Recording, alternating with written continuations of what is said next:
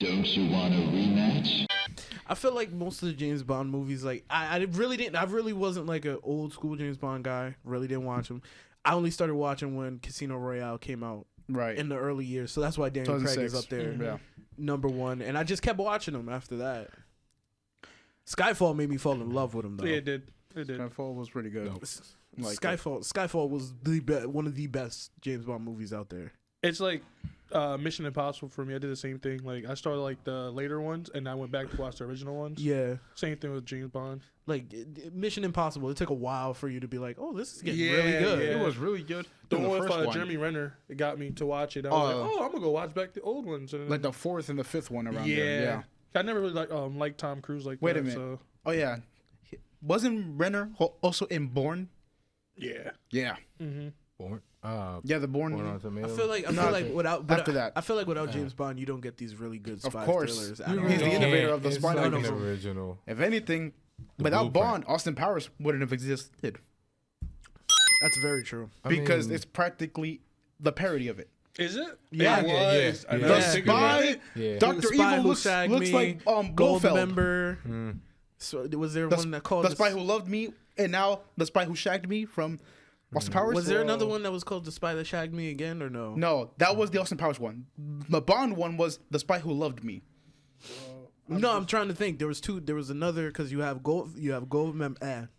Mm-hmm. You got The Spy That Shagged Me, and then the first one, International Man of Mystery. There we go. I was like, which one is the first one? International Man of wasn't there. That was the third movie. That was the third movie. To change my underwear. Daddy wasn't there, please. Okay. So, my tier list, of course, number one has to be Connery because From Russia with Love, great movie. Highly recommended. Really? Yes. Yes. You got so serious. And then number two, Brosnan, because that's what I grew up with. Mm-hmm. Number three has to be Roger Moore. Well, the late, great Sir Roger Moore. All right. Because Live and Let Die. Live and Let Die. Dun, dun. I still like that. He's one of my favorite villains, Baron Samedi. I feel like so bad. I feel so bad that I know all the Bond themes, but I've never seen. You've never seen any of the movies. Mm-hmm. Yeah. Malcolm's one of those people that was like, you know what? But I'll take that, but I'll just research it instead of watching it. But let's go on to the much more fun part about 007, the games that came after the movie. There's only like one good game. That's the only good game. Nah, there's one good game. There's two good games, honestly, in my opinion. It's a cult classic. In my opinion, Goldfinger is a classic. Goldfinger. GoldenEye. Game over yourself. Game over yourself. We can tell who didn't play Nintendo 64. I only got to play that game one time. Bro, that's that game, Really? it was like a party one game. time. I've played that game so many times. I keep replaying it because it's that fun. How? When you have a party, you loading up GoldenEye, Four people? you going around clapping everybody's cheeks. But here's the thing. No one picks Odd Job because if you do, you will get automatically banned. Yeah, you get kicked out. Automatically. No. Let me plead my case. Nope. That's it. You're out. Very true. Because low hit range, because he's so short, and one hit KO with his hat. What's the other Bond game that you think is... The World Is Not Enough.